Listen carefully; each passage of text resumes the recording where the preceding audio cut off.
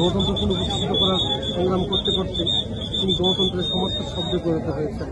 সকলেই তাকে mother of democracy বলতে ভালোবাসে। যাই হোক, দেশনেত্রী বেগম খালেদা তার বক্তব্যে বিভিন্ন সময় বলেছেন যে বাংলাদেশ ছাড়া কিন্তু অন্য কোথাও আমার কোনো ঠিকানা নেই।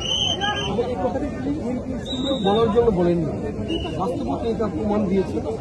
এবং তিনি চিকিৎসা শেষেও দেশে ফিরছেন। এর আগেও বাংলাদেশের যে রাষ্ট্রীয় ষড়যন্ত্র হয়েছিল, সেই ষড়যন্ত্রের মুখে তাকে বিদেশে যেতে বাধ্য করার চেষ্টা করছেন, কিন্তু তাকে বিদেশে পাঠাতে পারেনি। তিনি বলছেন বাংলাদেশ ছাড়া আমার অন্য কোথাও কোনো ঠিকানা নেই।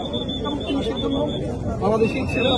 এবং দেশনেত্রী বেগম খালেদা জিয়ার কারণে অন্য রাজনৈতিক দলের নেত্রীও ওই সময় সহযোগিতা পেয়েছিলেন এবং তিনি দেশে ফিরে আসার সুযোগ পেয়েছিলেন। এবং আজকে নেতাকর্মীর মধ্যে একটি বাড়তি উচ্ছ্বাস রয়েছে, এক ধরনের আনন্দ কাজ করছে সবার ভিতরে যে দীর্ঘদিন পরে আমাদের প্রিয় নেত্রী দেশে আসছেন। তাকে বরণ করার জন্য রাস্তার পাশে অসংখ্য নেতাকর্মী রয়েছে। যদি তাদেরকে একটি গাইডলাইন দেওয়া হয়েছে, তারা যাতে রাস্তায় অহেতুক যানজট তৈরি না করে, এই জন্য নেতাকর্মীদেরকে একটা নির্দেশনা দেওয়া হয়েছে। আশা করি নেতাকর্মীরা সেই নির্দেশনা মেনেই আমাদের নেত্রী বেগম খালেদা জিয়াকে অভ্যর্থনা জানাবেন।